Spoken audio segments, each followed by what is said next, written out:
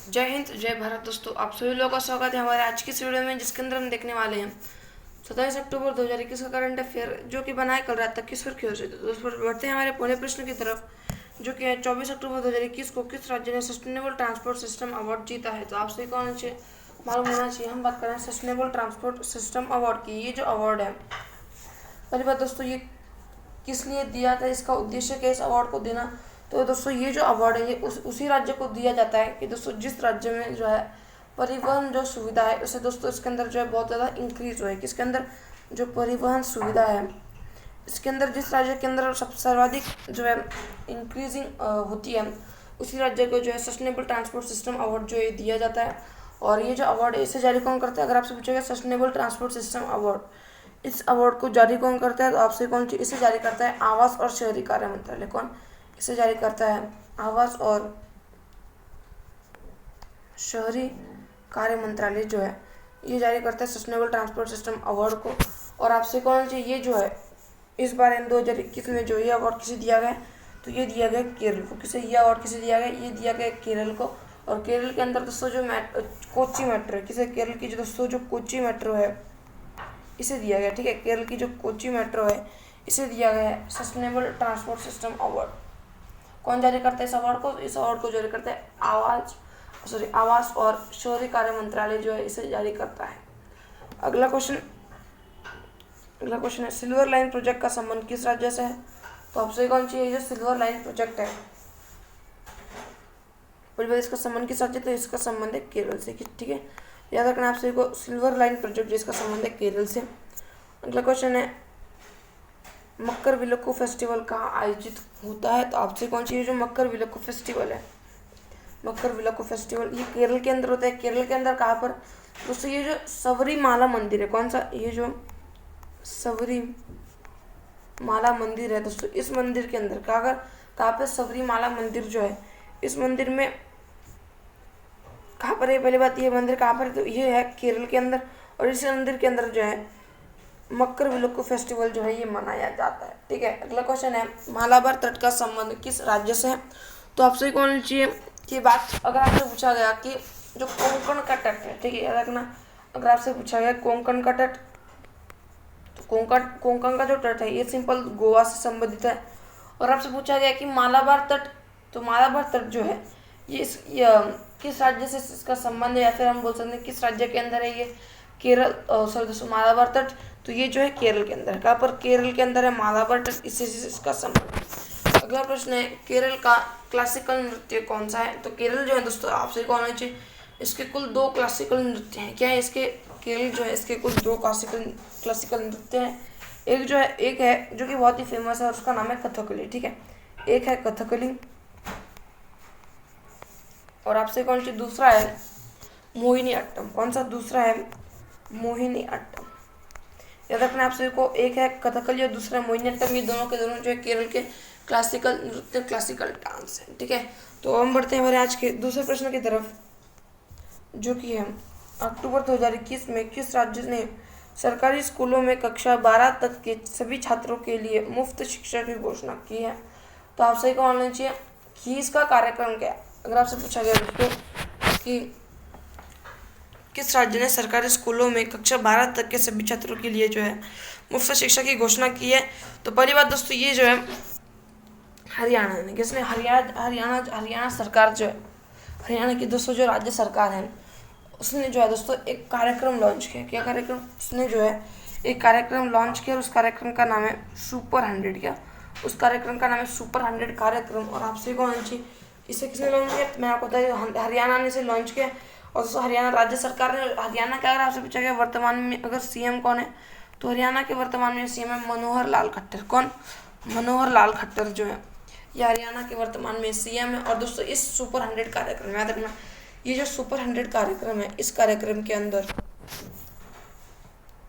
जो है मुफ्त शिक्षा दी जाएगी। क्या, इस कार्यक्रम के अंदर जो है मुफ्त शिक्षा दी जाएंगी। बात की जाए कितने कौन सी क्लास तक दी जाएंगी मुफ्त शिक्षा है, तो आपसे कौन आना चाहिए कि 9 से, कब से, 9 से 12 तक जो है मुफ्त शिक्षा दी जाएंगी। कहाँ पर, तो सरकारी स्कूलों के अंदर। प्राइवेट स्कूल्स ने, सरकारी स्कूलों के अंदर जो है 9 से लेकर 12 तक जो है मुफ्त शिक्षा दी जाएंगी हरियाणा राज्य सरकार के द्वारा। और आपसे कौन होना चाहिए कि इसके अंदर जो है ये दोस्तों ये जो सुपर 100 कार्यक्रम है जिसके अंदर 9th से 12th के बच्चों को जो है मुफ्त शिक्षा दी जाएंगी, तो उसके अंदर जो उन्हें किसी भी प्रकार का या फिर दोस्तों कोई भी जो है शुल्क नहीं देना है, ठीक है, उन्हें जो है किसी भी प्रकार का शुल्क नहीं देना है। तो किस योजना किस कार्यक्रम के तहत था, ये था सुपर 100 कार्यक्रम के तहत। कौन सी कक्षा से कौन सी कक्षा तक, तो 9th से 12th तक, ठीक है। किस राज्य के द्वारा, हरियाणा राज्य के द्वारा। हरियाणा के वर्तमान में सीएम कौन है, तो हरियाणा के वर्तमान में सीएम मनोहर लाल खट्टर, ठीक है। अब हम बढ़ते हैं उस महत्वपूर्ण प्रश्न की तरफ जो कि है भिंडवास और सुल्तानपुर को हाल ही में क्या घोषित किया गया है। तो आप सभी कौन लेना चाहिए, भिंडवास, याद रखना क्या,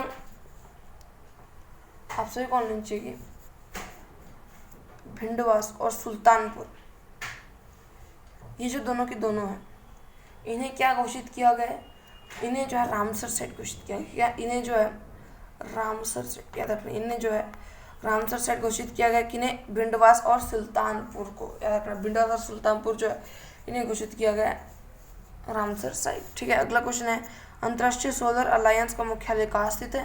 तो अंतर्राष्ट्रीय सोलर अलायंस, इसका मुख्यालय कहाँ पर है। पहली बात दोस्तों, ये जो अंतर्राष्ट्रीय सोलर अलायंस है इसे किन दो देशों ने मिलकर बनाया, तो इसे जो है दोस्तों इंडिया और फ्रांस ने, किसने, इंडिया और फ्रांस जो है इन दोनों ने मिलकर इसे बनाया है। और दोस्तों आपसे कौन होना चाहिए कि ये जो अंतर्राष्ट्रीय सोलर अलायंस है इसकी स्थापना जो है कब हुई थी, इसकी स्थापना जो है दोस्तों COP 21 के अंदर, कहाँ पर, आपसे कौन चाहिए, COP 21 के अंदर। और बस अगर आपसे पूछे COP 21 जो है ये कहाँ पर हुआ, तो ये जो COP 21 है दोस्तों ये हुआ था पेरिस के अंदर, कहाँ पर, COP 21 जो है ये पेरिस के अंदर हुआ था। और दोस्तों इसी दौरान, याद रखना, COP 21 के दौरान ही जो है अंतर्राष्ट्रीय सोलर अलायंस की घोषणा की गई थी, उद्घाटन की घोषणा की गई थी। और आपसे कौन चाहिए, अंतर्राष्ट्रीय सोलर अलायंस का मुख्यालय है, ठीक है, अंतर्राष्ट्रीय सोलर अलायंस का मुख्यालय। और बात कीजिए जो है हरियाणा में है, और हरियाणा में कहाँ पर है दोस्तों, ये हरियाणा में गुरुग्राम में, कहाँ पर, गुरुग्राम में है अंतर्राष्ट्रीय सोलर अलायंस का मुख्यालय, ठीक है। अब हम देखते हैं कुछ और महत्वपूर्ण प्रश्न जो कि है राइट टू एजुकेशन को किस अनुच्छेद में मूल अधिकार घोषित किया गया है। तो आपसे कौन चाहिए, राइट टू एजुकेशन, क्या, राइट टू एजुकेशन जो है इसे, राइट टू एजुकेशन को किस अनुच्छेद में मूल अधिकार घोषित किया गया है, इसे जो है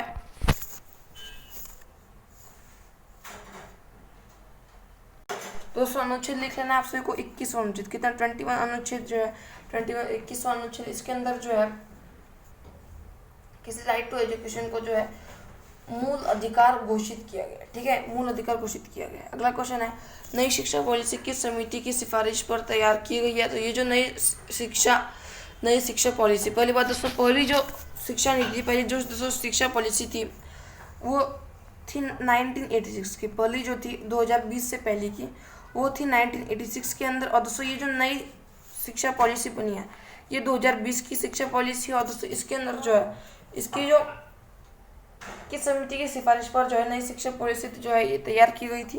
तो आपसे कौन सी, कस्तूरी रंगन समिति, कौन सी, ये जो कस्तूरी रंगन समिति है इस समिति की सिफारिश पर नई शिक्षा पॉलिसी जो है इसे जो है नई शिक्षा पॉलिसी को तैयार किया गया था, ठीक है। अगला प्रश्न है शिक्षा वर्तमान में किस सूची का विषय है। तो आप सभी कौन सी शिक्षा जो है, याद रखना आप सभी को, शिक्षा जो है ये वर्तमान में किस जो है सूची का विषय है। तो ये है दोस्तों आपको कौन चाहिए, 42वां दोस्तों जो संविधान संशोधन अधिनियम था, ये जो संविधान संशोधन, इसके अंदर इस संविधान संशोधन में जो दोस्तों 1976 के तहत, याद रखना 1976 में जो दोस्तों ये जो शिक्षा है दोस्तों ये थी राज्य सूची के अंदर, ठीक है, याद रखना है ये जो शिक्षा है ये राज्य सूची के अंदर थी। और दोस्तों इस जो 42वां संविधान संशोधन है जब दोस्तों ये आया दोस्तों इसके बाद जो है दोस्तों शिक्षा को, याद रखना, शिक्षा जो है इसे समवर्ती सूची में शामिल किया गया। शिक्षा को किस सूची में शामिल किया गया, शिक्षा जो है इसे समवर्ती सूची में जो है शामिल किया गया। याद रखना कौन से कॉन्स्टिट्यूशनल एक्ट, कौन से संविधान संशोधन के बाद, तो 42वां संविधान संशोधन के बाद, ठीक है। अगला क्वेश्चन है प्रतिवर्ष संयुक्त राष्ट्र दिवस कब मनाया जाता है। तो आपसे कौन सी, ये जो संयुक्त राष्ट्र दिवस है, कौन सा संयुक्त राष्ट्र दिवस जो है ये मनाते हैं हम 24 अक्टूबर को। कब, संयुक्त राष्ट्र दिवस हम 24 अक्टूबर को मनाते हैं। बात की जाए क्यों, क्योंकि दोस्तों संयुक्त राष्ट्र यानी अगर आपसे बात की जाए यूनाइटेड नेशन जो है संयुक्त राष्ट्र दोस्तों इस यूनाइटेड नेशन की स्थापना कब हुई थी? तो इसकी स्थापना हुई थी 24 अक्टूबर 1945 को। कब? 24 अक्टूबर 1945 को जो है संयुक्त राष्ट्र दिवस जो है इसकी स्थापना हुई थी। और आपसे कौन सी जब इसकी स्थापना हुई थी, जब संयुक्त यूनाइटेड नेशन की स्थापना हुई थी, तब इसके अंदर जो है तो कुल कितने सदस्य थे? तो इसके अंदर जो है कुल 51 सदस्य थे। इसके अंदर कुल कितने सदस्य थे? इसके अंदर जब स्थापना हुई थी यूनाइटेड नेशन की, इसके अंदर कुल 51 सदस्य थे।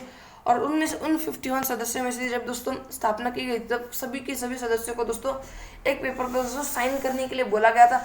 और जिनमें से दोस्तों याद रखना आपसे को 50 देशों ने, कितने? 50 देशों ने जो है इसके अंदर साइन किया था। लेकिन आपसे कौन हो चाहिए? पोलैंड। कौन सा दोस्तों?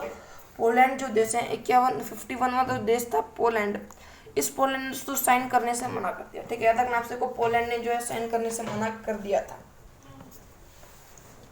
ठीक है दोस्तों, याद रखना है स्टार्टिंग के टाइम इसके अंदर 51 सदस्य थे, साइन 50 ने किया दोस्तों, पोलैंड ने जो इसके अंदर साइन नहीं किए। और अगर आपसे बात की जाए पहले स्थापना के टाइम जो है 51 सदस्य थे। लेकिन दोस्तों अगर आपसे पूछा गया कि अभी वर्तमान में कितने सदस्य हैं, तो आपसे कौन सी वर्तमान में जो यूनाइटेड नेशन है इसके हैं कुल 193। कितने?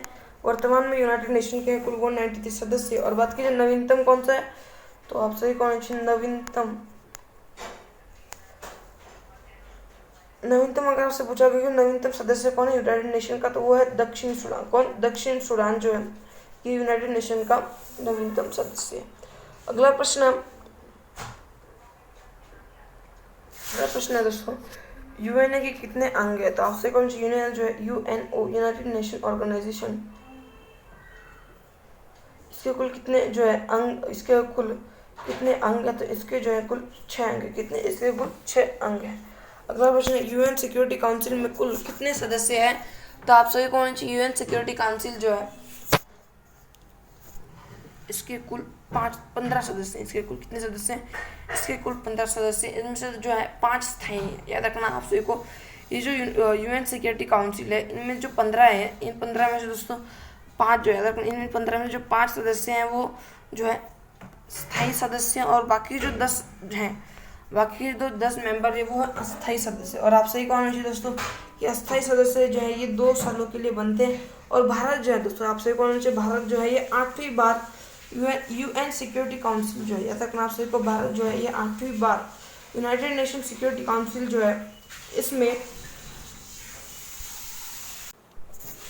भारत जो है दोस्तों यूनाइटेड नेशन सिक्योरिटी काउंसिल के अंदर 8वीं बार अस्थायी सदस्य बन चुका है दोस्तों। भारत को दोस्तों स्थायी सदस्य बनना है दोस्तों। मैंने जो है इसके बारे में दोस्तों आपसे को दोस्तों पिछली वीडियो में बताया भी था। और दोस्तों ये दोस्तों 5 स्थायी सदस्य हैं। इन पांचों के पांचों स्थायी सदस्य जो है इनके पास वीटो पावर, इनके पास क्या दोस्तों, ये जो पांचों के पांचों स्थायी सदस्य हैं इनके पास वीटो पावर। और दोस्तों आपसे कौन सी वीटो पावर, या दोस्तों आप एक तरीके से ये समझिए कि दोस्तों जिस देश के पास वीटो पावर, 5 ही देशों के पास वीटो पावर है। और दोस्तों ये पांचों के पांचों देश जो है किसी भी दोस्तों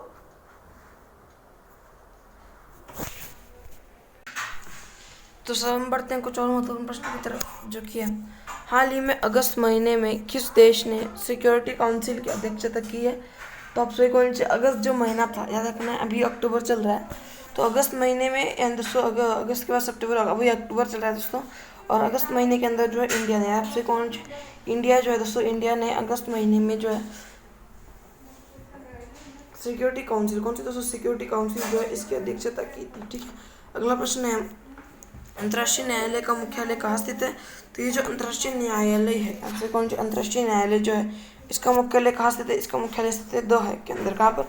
द हेग के अंदर स्थित है अंतर्राष्ट्रीय न्यायालय का मुख्यालय। बात की जाए द हेग कहाँ पर है दोस्तों, ये जो द हेग है ये कहाँ पर है? यह नीदरलैंड के अंदर। ठीक है, हेग जो है ये हैग है नीदरलैंड के अंदर।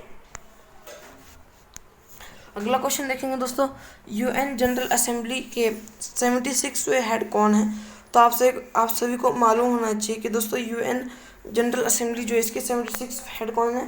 तो ये दोस्तों अब्दुल्ला शाहिद। कौन? अब्दुल्ला शाहिद जो है दोस्तों ये यूएन जनरल असेंबली के 76वें हेड है।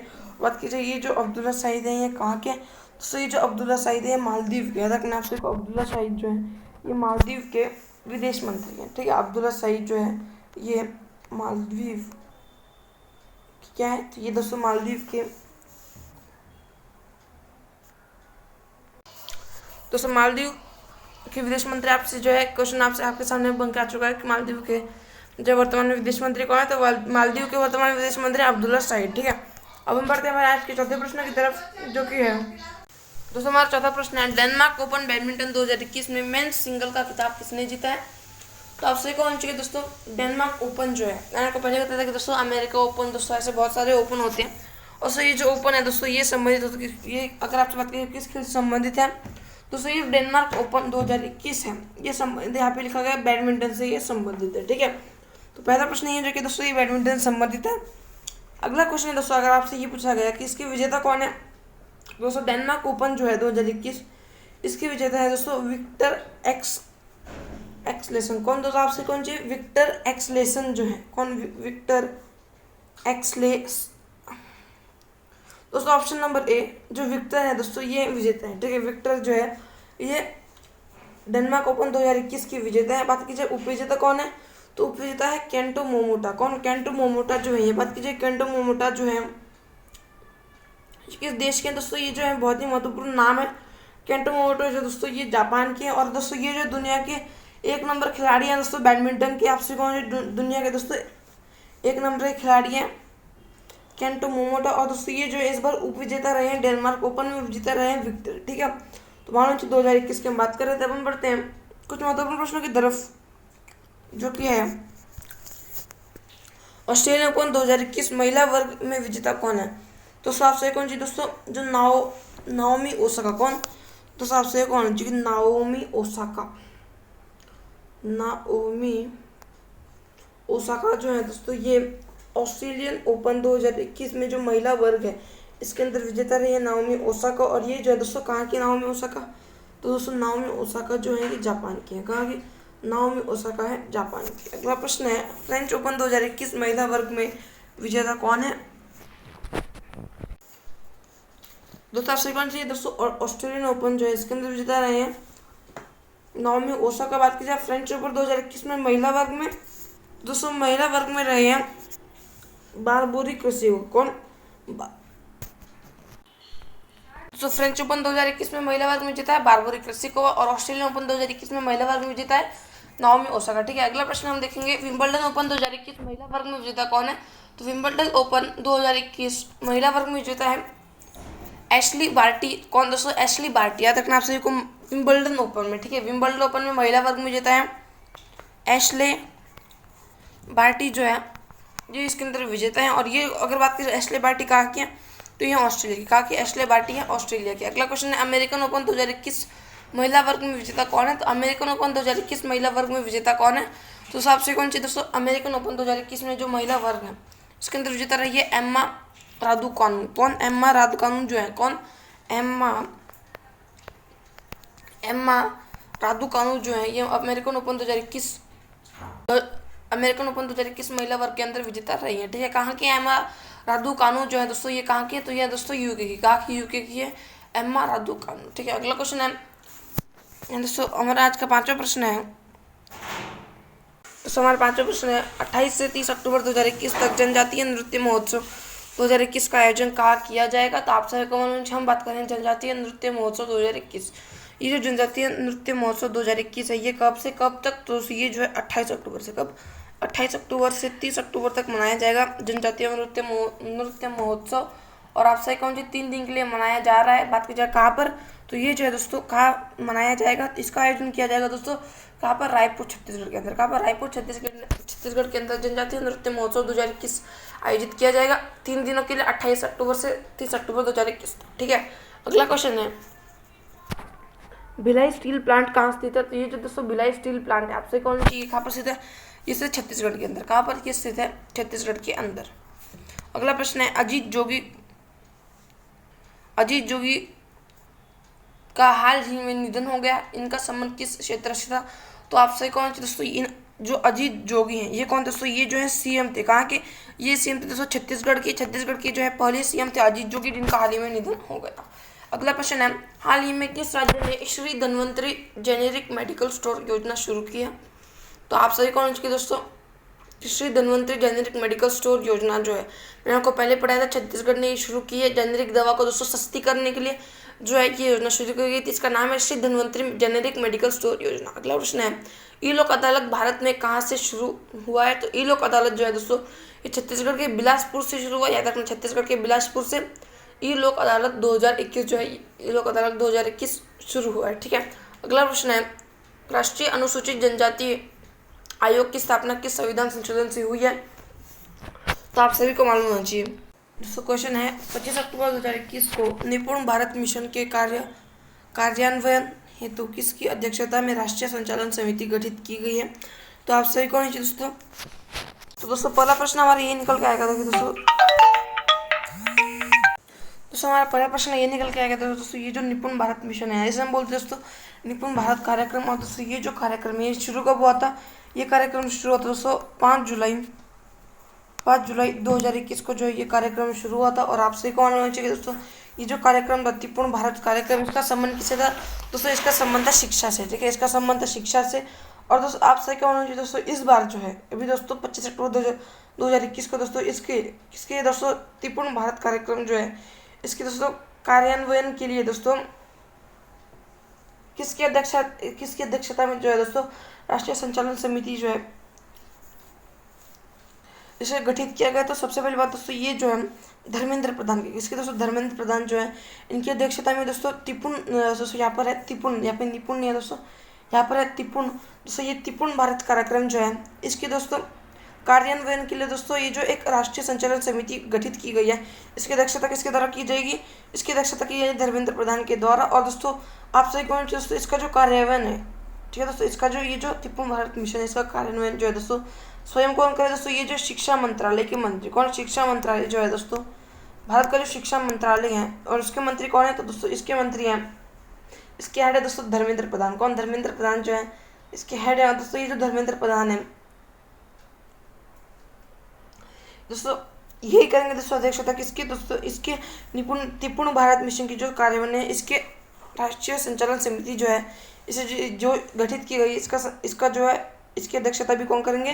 जिसकी अध्यक्षता भी धर्मेंद्र प्रधान ही करेंगे, जो कि भारत के वर्तमान में शिक्षा मंत्रालय के मंत्री हैं। ठीक है, तो इसका आंसर क्या जाएगा? इसका आंसर होगा option number D, Dharmendra Pradhan इसका सही उत्तर है। अब हम बढ़ते हैं कुछ महत्वपूर्ण प्रश्नों की तरफ, जो कि है भारत के वर्तमान शिक्षा मंत्री कौन है? तो आप सभी को होना चाहिए वर्तमान में जो भारत के शिक्षा मंत्री हैं इनका नाम क्या है? तो इनका नाम मैंने आपको बताया धर्मेंद्र प्रधान इनका नाम है। अगला प्रश्न है, भारत के वर्तमान स्वास्थ्य एवं कल्याण मंत्री कौन है? तो भारत के वर्तमान में स्वास्थ्य एवं कल्याण मंत्री हैं मनसुख मंडाविया। कौन? मनसुख मंडाविया जो है भारत के वर्तमान में स्वास्थ्य एवं कल्याण मंत्री हैं। अगला प्रश्न है, भारत के वर्तमान जनजातीय मंत्री कौन है? तो भारत के वर्तमान में जनजातीय मंत्री जो है उनका नाम है अर्जुन मुंडा। कौन? अर्जुन मुंडा जो है भारत के वर्तमान में जनजातीय मंत्री हैं। ठीक है, अगला प्रश्न है, भारत के वर्तमान वाणिज्य और उद्योग मंत्रालय के मंत्री। तो दोस्तों आप सभी को चाहिए दोस्तों भारत के वर्तमान में वाणिज्य और जो भारत का दोस्तों जो वाणिज्य और उद्योग मंत्रालय है इसके मंत्री कौन है? तो इसके मंत्री है पीयूष गोयल। कौन? पीयूष गोयल। अगला प्रश्न है, भारत के वर्तमान आयुष मंत्री कौन है? तो दोस्तों भारत के जो है वर्तमान में आयुष मंत्री कौन बने? तो इनका नाम है दोस्तों सर्बानंद सोनोवाल। कौन? सर्बानंद सोनोवाल जो है ये भारत के वर्तमान में आयुष मंत्री बने। ठीक है, तो अगला प्रश्न है, भारत के वर्तमान रेल मंत्री कौन है? दोस्तों भारत का जो रेल मंत्रालय है इसके वर्तमान में मंत्री कौन है? तो इसके वर्तमान में मंत्री हैं अश्विनी केणव। कौन? अश्विनी केणत जो है अश्विनी जो है दोस्तों ये भारत की वर्तमान में रेल मंत्रालय की मंत्री है। ठीक है, अगला प्रश्न है, भारत के वर्तमान युवा मामलात और खेल मंत्री कौन है? दोस्तों हम बात कर रहे हैं भारत के वर्तमान में युवा मामलात। दोस्तों प्रश्न क्या? दोस्तों प्रश्न है, भारत के वर्तमान में युवा मामलात और खेल मंत्री कौन है? दोस्तों भारत के वर्तमान में युवा मामलात और खेल मंत्री अनुराग ठाकुर। कौन? अनुराग ठाकुर। ठीक है, अगला प्रश्न है, भारत के वर्तमान पर्यावरण मंत्री कौन है? दोस्तों भारत के वर्तमान पर्यावरण मंत्री हैं भूपेंद्र यादव। अगला प्रश्न है, भारत के वर्तमान सामाजिक न्याय और अधिकारिता मंत्री कौन है? तो भारत के वर्तमान में सामाजिक न्याय और अधिकारिता मंत्रालय के मंत्री हैं श्री वीरेंद्र सिंह। कौन? वीरेंद्र सिंह जो है ये भारत के वर्तमान में सामाजिक न्याय और अधिकारिता मंत्रालय के मंत्री है। कौन? वीरेंद्र सिंह। अगला प्रश्न है, तो हम बढ़ते हैं आज के 7वें प्रश्न की तरफ, जो कि है 24 अक्टूबर 2021 को जर्मन बुक ट्रेड का शांति नोबेल पुरस्कार 2021 से किसे सम्मानित किया गया? तो आपसे कौन सी हम बात करें जर्मन शांति पुरस्कार। कौन सा? जर्मन बुक ट्रेड का शांति नोबेल पुरस्कार जो है ये किसे दिया गया? दोस्तों ये दिया गया आपसे कौन सी दोस्तों ये दिया गया ऑप्शन नंबर डी जो नाम है दोस्तों तितिसी डांगा, तितिसी डांगा रेम्बगा जो इनका नाम है तितिसी डांगा रेम्बगा दोस्तों, इन्हें दिया गया है जर्मन शांति नोबेल पुरस्कार। एक तरह से आप ये समझे दोस्तों इन्हें दिया गया है जर्मन ट्रेड का शांति पुरस्कार 2021। और दोस्तों आपसे कौन जी दोस्तों ये जो है जी दोस्तों जो है तितिसी डांगा रेम्बगा जो दोस्तों ये कहाँ के, ये है दोस्तों जिम्बाब्वे के, ये कहाँ के दोस्तों, ये है जिम्बाब्वे के। और दोस्तों ये पहली बात दोस्तों ये जो है पुरुष नहीं है दोस्तों, ये महिला है। क्या दोस्तों ये 60 वर्ष की दोस्तों महिला है दोस्तों, ये 60 वर्ष की महिला है। और दोस्तों ये जो है उपन्यासकार है। कौन, ये उपन्यासकार है दोस्तों, भ्रष्टाचार के दोस्तों विरुद्ध में जो है दोस्तों ये जो भी काम करती है भ्रष्टाचार के विरुद्ध में करती है। और तो इसीलिए याद रखना, इसीलिए जो है इन्हें जर्मन बुक ट्रेड का जो है शांति पुरस्कार दिया गया। और दोस्तों ये जो है अब तक की दोस्तों पहली अश्वेत महिला है दोस्तों, जो कि दोस्तों अब तक की जो है पहली अश्वेत महिला है, जिन्हें कौन, इनका नाम क्या है दोस्तों तितिसी डांगा रेम्बगा दोस्तों, ये जो है अब तक की सबसे पहली अश्वेत महिला है जिन्हें दोस्तों जर्मन बुक ट्रेड का शांति नोबेल पुरस्कार 2021 सम्मानित किया गया। ठीक है, तो ये था हमारा 7वां प्रश्न। हम बढ़ते हैं हमारे आज के कुछ महत्वपूर्ण प्रश्नों की तरफ, जो कि है अंतर्राष्ट्रीय रेंजर अवार्ड। तो ये जो अंतर्राष्ट्रीय रेंजर अवार्ड है ये किसे दिया गया, ये दिया गया महेंद्रगिरी को। और महेंद्रगिरी कहाँ की है दोस्तों, यूपी के, दोस्तों उत्तराखंड के महेंद्रगिरी। अगला प्रश्न है ई पंचायत पुरस्कार। तो ये दोस्तों ई पंचायत पुरस्कार ये किस राज्य को दिया गया, ई पंचायत पुरस्कार जो है ये दिया गया उत्तर प्रदेश को। किसे ई पंचायत पुरस्कार दिया गया उत्तर प्रदेश को। अगला प्रश्न है विश्व खाद्य पुरस्कार 2021। तो ये जो विश्व खाद्य पुरस्कार 2021 है ये दिया गया शकुंतला हरिकेश सिंह, किसे, शकुंतला हरिकेश सिंह को दिया गया विश्व खाद्य पुरस्कार 2021। अगला प्रश्न है विटली अवार्ड 2021। दोस्तों ये जो विटली अवार्ड 2021 है ये दिया गया नुक्लू फोम को। किसे, विटली अवार्ड 2021 है दोस्तों ये दिया गया नुक्लू फोम को दिया गया विटली अवार्ड 2021। क्यों दोस्तों आपसे कौन सी, तो आमूर फाल्कन के संरक्षण के लिए। किसके लिए, आप सभी को मालूम होना चाहिए, आमूर फाल्कन के संरक्षण के लिए जो है विटली अवार्ड 2021 किससे सम्मानित किया गया, तो नुक्लू फोम को इससे सम्मानित किया गया। नुक्लू फोम कहाँ की है, तो ये जो नुक्लू फोम है ये नागालैंड के, कहाँ की नुक्लू फोम है नागालैंड के। अगला प्रश्न है 69वीं मिस यूनिवर्स 2021। तो दोस्तों 69वीं मिस यूनिवर्स 2021 जो है, यानी तो 69वीं मिस यूनिवर्स का अवार्ड किसे दिया गया है, ये किताब दिया गया दोस्तों एंड्रिया मेजर। किसे, एंड्रिया मेजर जो है इन्हें दिया गया मिस यूनिवर्स 2021 का खिताब। अगला प्रश्न है दोस्तों हमारा आज का 8वां प्रश्न है भारत का पहला टेस्ट ट्यूब भैंस का बछड़ा किस नस्ल का है। दोस्तों आपसे दोस्तों हम बात कर रहे हैं बन्नी किसकी, बन्नी जो है दोस्तों ये दोस्तों एक गाय भैंस का जो बछड़ा है दोस्तों इसकी एक नस्ल है। और दोस्तों गुजरात के अंदर कहाँ पर ये जो बन्नी है दोस्तों, गुजरात के अंदर जो है दोस्तों किसके द्वारा दोस्तों IVF तकनीक है दोस्तों। ये जो टेस्ट ट्यूब के दोस्तों पहले टेस्ट ट्यूब भैंस का बछड़ा है दोस्तों, टेस्ट ट्यूब से दोस्तों भैंस का पहला बछड़ा है दोस्तों किस तकनीक के द्वारा, आपसे कौन सी दोस्तों IVF तकनीक। कौन सी तकनीक, IVF तकनीक। और दोस्तों आपसे कौन दोस्तों इस तकनीक का अगर बात की जाए फुल फॉर्म क्या है, इसका फुल फॉर्म है दोस्तों इन विट्रो फर्टिलाइजेशन। क्या, इन विट्रो फर्टिलाइजेशन इसका जो है दोस्तों नाम है, किसका किस नाम फुल फॉर्म है दोस्तों IVF तकनीक। दोस्तों इन विट्रो फर्टिलाइजेशन इसका जो है फुल फॉर्म है। बात की जाए दोस्तों ये जो है पहला, ये दोस्तों भैंस का जो बछड़ा है पहला टेस्ट ट्यूब वाला जो दोस्तों भैंस का बछड़ा है दोस्तों किस नस्ल का है ये बछड़ा, तो ये जो है दोस्तों आप सभी कौन सी बन्नी कौन सी नस्ल का है, बन्नी नस्ल का दोस्तों पहला, भारत का पहला IVF तकनीक से दोस्तों पहला जो है टेस्ट ट्यूब का दोस्तों भैंस का बछड़ा कौन सा है, तो वो है बन्नी नस्ल से है बछड़ा। ठीक है, कहाँ का, गुजरात का है। ठीक है, अगला क्वेश्चन है हम देखेंगे दोस्तों महत्वपूर्ण प्रश्न है IVF की फुल फॉर्म। मैंने आपको बताया दोस्तों इन विट्रो फर्टिलाइजेशन, क्या, इन विट्रो फर्टिलाइजेशन IVF का फुल फॉर्म है। अगला क्वेश्चन है नेशनल डेयरी रिसर्च इंस्टीट्यूट कहाँ स्थित है, तो दोस्तों ये जो नेशनल डेयरी रिसर्च इंस्टीट्यूट है ये कहाँ पर है, ये दोस्तों करनाल के अंदर, कहाँ पर, करनाल राजस्थान हरियाणा के अंदर है, करनाल हरियाणा के अंदर नेशनल डेयरी रिसर्च इंस्टीट्यूट। ठीक है, अगला क्वेश्चन है ऋग्वेद में गाय को क्या कहा जाता है, तो आपसे कौन है दोस्तों ऋग्वेद जो है, कौन सा ऋग्वेद, चार तरह के वेद उनमें से एक है दोस्तों ऋग्वेद। और दोस्तों ये जो ऋग्वेद है तो दोस्तों आपसे कौन सी दोस्तों ऋग्वेद में, किसमें, ऋग्वेद में जो है गाय को क्या कहा गया है, दोस्तों ऋग्वेद के अंदर जो दोस्तों गाय को अधन्या कहा गया दोस्तों, अधन्या कहा गया। क्या, आप सभी को मालूम होना चाहिए, अधन्या कहा गया है ऋग्वेद में गाय को। अगला प्रश्न है टोडा जनजाति कहाँ पाई जाती है, दोस्तों ये जो टोडा जनजाति है दोस्तों मैंने जो है बहुत बार पढ़ाया भी, दोस्तों मैं आपको फिर से बता देता हूँ कि दोस्तों ये जो टोडा जनजाति है दोस्तों, ये नीलगिरी पर्वत पर, कहाँ पर, नीलगिरी जो पर्वत है इस पर पाई जाती है दोस्तों टोडा जनजाति। अगला क्वेश्चन है ये दोस्तों हमारा आज का 9वां प्रश्न है, 24 अक्टूबर 2021 को किस राज्य में देश का पहला एरोमेटिक गार्डन का उद्घाटन किया गया? तो आप सभी कौन है दोस्तों, कहाँ पर, उत्तराखंड के अंदर। कहाँ पर, उत्तराखंड के जो दोस्तों हल्द्वानी है दोस्तों, उस हल्द्वानी में दोस्तों देश का पहला एरोमेटिक गार्डन, कौन सा देश का पहला एरोमेटिक गार्डन जो है ये खोला गया है दोस्तों। इसके अंदर जो है, याद रखना, इसके अंदर दोस्तों 140 प्रकार की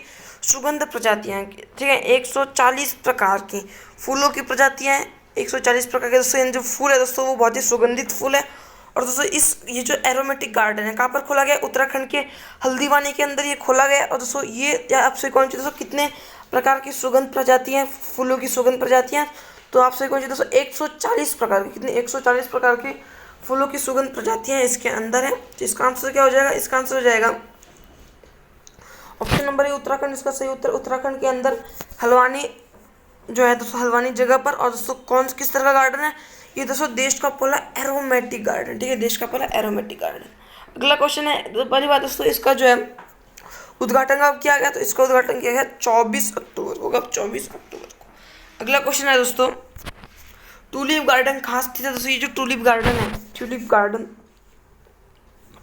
गार्डन ये कहाँ पर दोस्तों, ये जम्मू कश्मीर के अंदर, कहाँ पर, जम्मू कश्मीर के अंदर ट्यूलिप गार्डन। अगला क्वेश्चन है, वैली का फ्लोवर कहाँ स्थित है, तो दोस्तों ये जो वैली का फ्लोवर है, वैली ऑफ फ्लावर, सॉरी दोस्तों यहाँ पर मिस्टेक है, वैली का फ्लावर यहाँ पर वैली ऑफ फ्लावर, क्या, वैली ऑफ फ्लावर, इसे हम इंग्लिश में इस तरीके से लिखते हैं, वैली ऑफ फ्लावर। दोस्तों ये जो वैली ऑफ फ्लावर है कहाँ पर है दोस्तों, उत्तराखंड के अंदर। कहाँ पर, वैली ऑफ फ्लावर कहाँ पे, उत्तराखंड के अंदर। फूलों की घाटी, ठीक है, फूलों की घाटी बोलते हैं हम, वैली ऑफ फ्लावर को हम बोलते हैं फूलों की घाटी, ठीक है। अगला प्रश्न है, लाइकेन पार्क तथा क्रिप्टोगैमिक